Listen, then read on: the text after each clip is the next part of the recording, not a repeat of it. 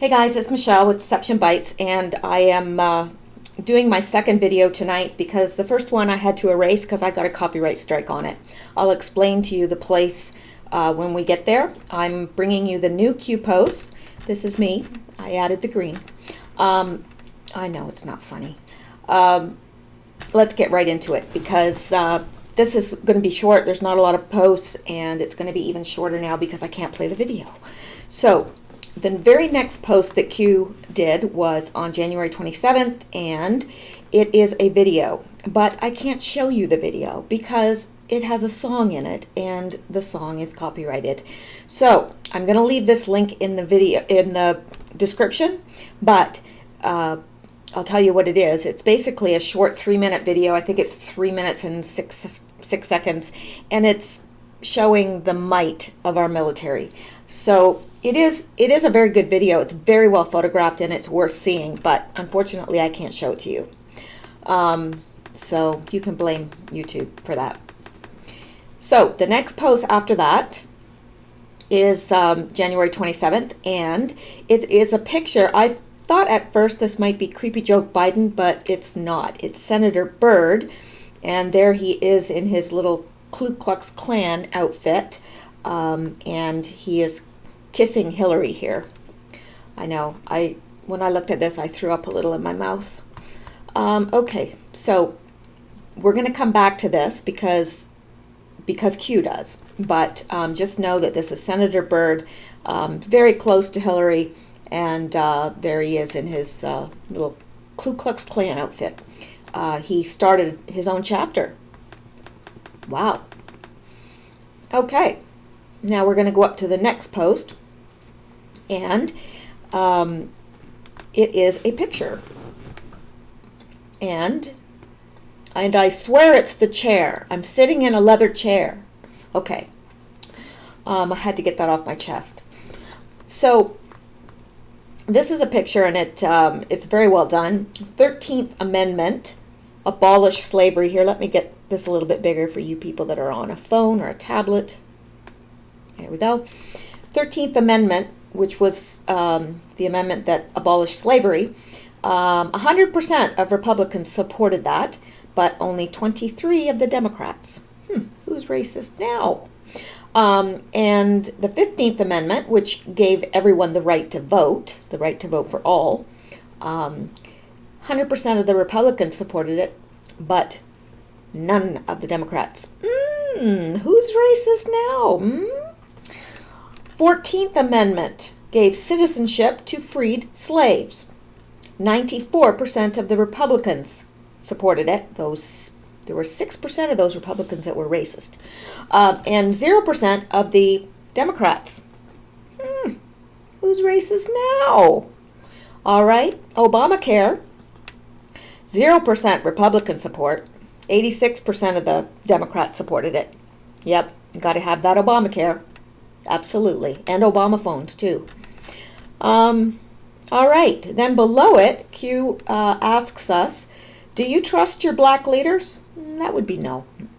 And of course I'm white, but I don't know. Maybe the blacks do trust their leaders. I don't know. But this is what Q is trying to point out. How much are they worth? Reconcile. What he's saying is a lot of these people that are leading you and getting you all worked up about being poor and unemployed and whatever, what have you, these people, like Maxine Waters sitting her butt up in a $4.3 million home. So I think that's what Q is pointing out here. Do you trust them? Well, look at the Democrat. Most of them, almost all the black leaders are Democrats, the well-known ones. So yeah. Anyway, let's go on.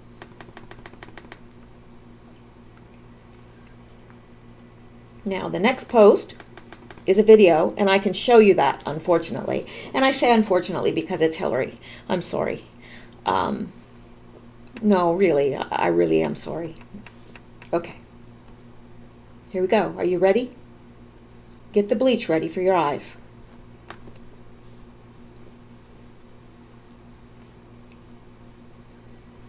Here she comes. Today, our country has lost a true American original. A true American original. My friend and mentor, Robert C. Byrd. Robert C. Byrd. Senator Byrd was a man of surpassing eloquence and nobility. And I will remember him for many things, but most of all, for a heartfelt comment he made to me in the dark days following the attack on our country on 9/11. My state of New York was reeling, and we were scrambling to provide support and relief. Think of me as the third senator from New York, he said, and he meant it. Thanks to the leadership of Senator Byrd, who chaired the Appropriations Committee, New Yorkers and Americans got the help we needed. Are you as bored as I am? I will never forget his devotion and his friendship in that critical time. It is almost impossible to imagine the United States No, Senate seriously, this is without boring, Robert isn't it? Byrd. He was not just its longest serving member, he was its heart, its soul, and its historian. From my first day in the Senate, I sought out his guidance, and he was always generous with his time and his wisdom. Too bad he's KKK.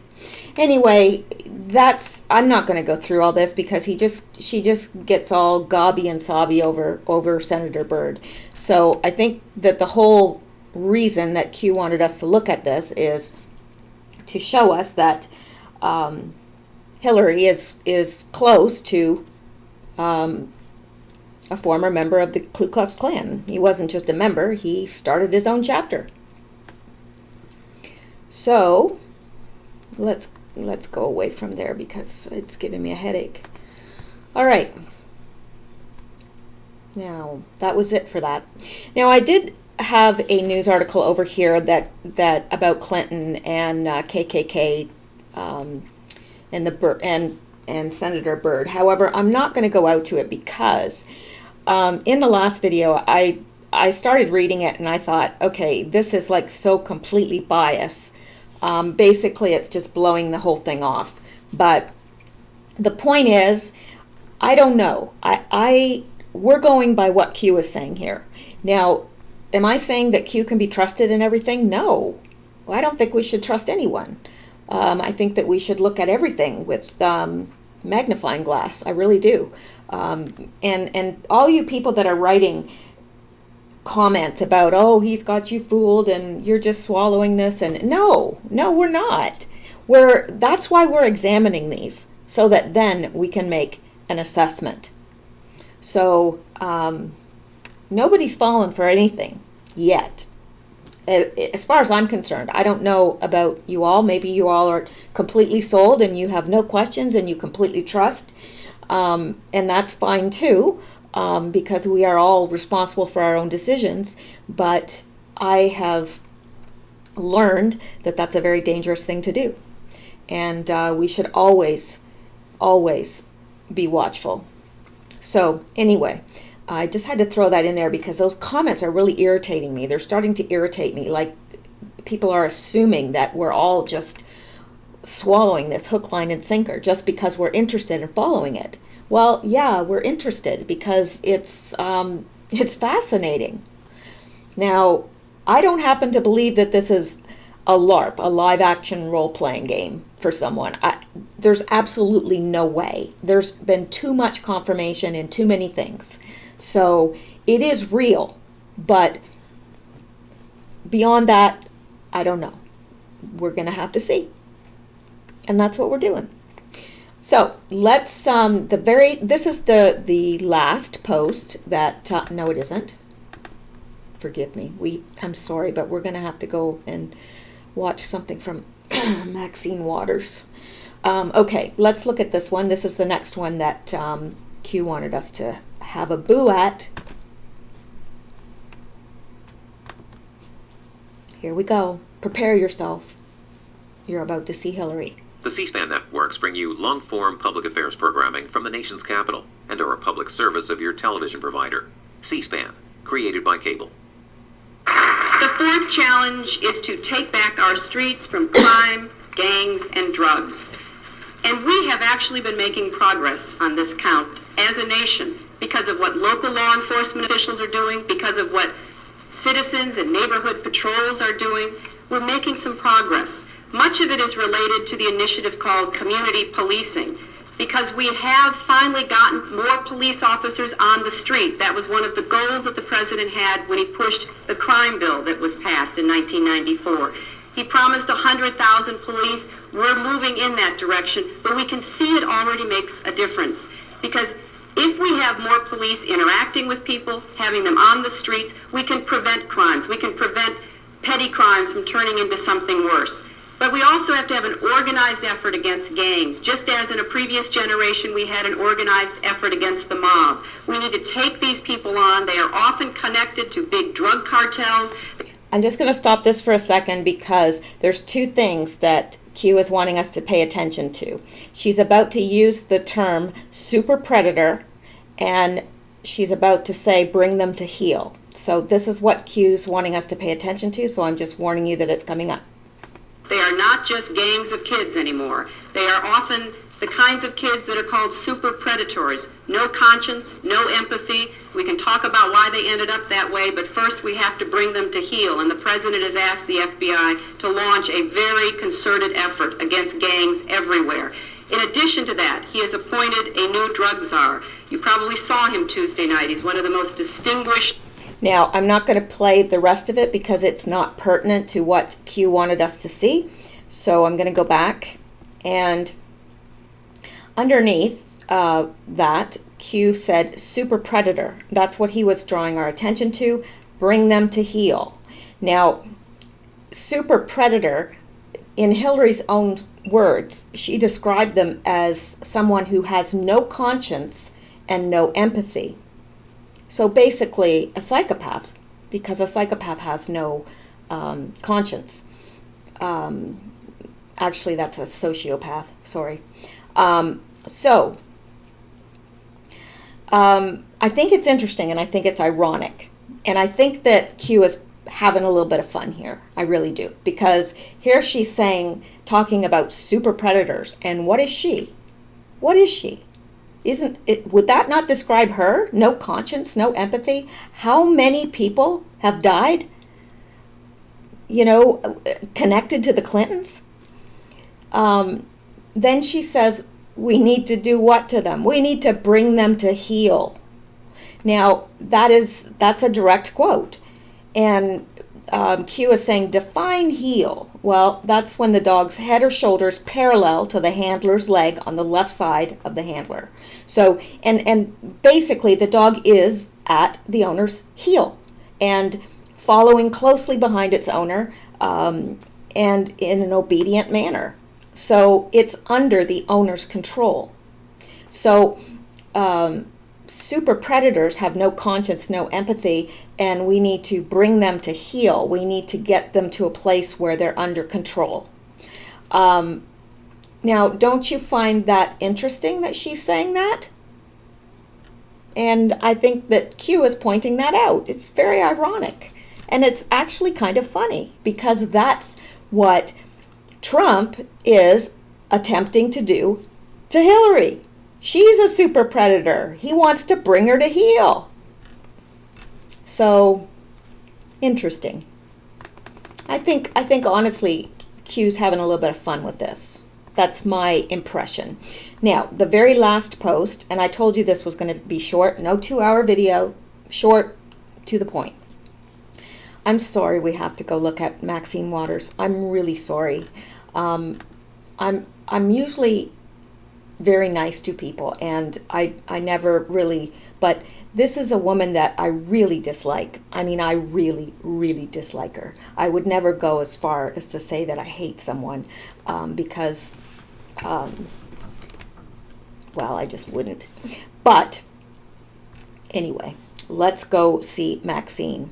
You know, I have this fantasy about having a face fight with Maxine. Like, seriously, like a face fight. But the thing is, like, as soon as I open my eyes, I'd be like, oh, you win, you win. Okay, let's go.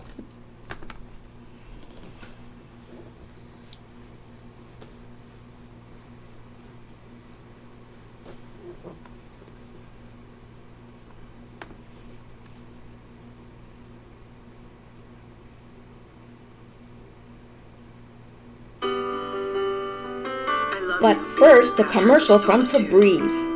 But sometimes you stink. Febreze Air Effects doesn't just mask, it cleans away odors. It's the chair! The chair!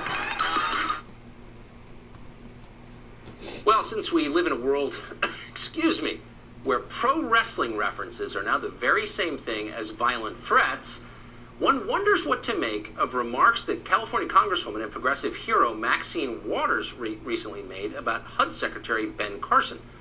During a speech on Saturday in New Orleans, Waters said that when Carson appears before her congressional committee, quote, "I'm going to take his ass apart," excuse me. Quote, "Carson knows nothing about the mission of HUD," Waters continued. "He doesn't care about people in public housing. He believes that if you are poor, it is your fault, and he doesn't know the difference between an immigrant and a slave," whatever that means. Now, we've mocked Maxine Waters before in this show, but we should take her seriously on this subject. Congresswoman Waters is a confirmed expert on the question of housing, especially her own housing. Consider where she lives. In a 6,000 square foot, $4.3 million mansion in one of the wealthiest neighborhoods in Los Angeles. Now, how'd she afford a place like that after having spent the last 40 years working in government? We'd hate to speculate. How does she keep getting reelected despite not living in her own congressional district? No clue there either. The district Waters actually represents in Congress has the second highest percentage of African American residents in the state of California. Now, the neighborhood where Waters actually lives is just 6% black, or as she might put it herself, if she didn't live there, it's segregated, like 1950s level segregated. And as we mentioned, it's really, really rich. So how did Maxine Waters pull off a housing coup like that? Who knows, but it almost qualifies her to be HUD secretary herself. Touché! So, let's get out of here and go back to here. So that's it. That's what he wanted to point out to us. And I think, you know, it's pretty obvious what he was showing us here. And it kind of is juxtapositioned with this down here where he's saying, do you trust your black leaders? How much are they worth? Reconcile. So, yeah. That's that. Now, that brings us up to date on the Q posts. There wasn't a big drop here, and personally, I think that Q was having a little bit of fun. I really do. So, that's it for tonight, and I will talk to you later. I hope you have a wonderful evening. I hope you have a good day tomorrow. I will probably be posting something new tomorrow, and I will talk to you then. Thank you so much. I appreciate you guys. I appreciate all the comments that you leave. I really do. Have a good night.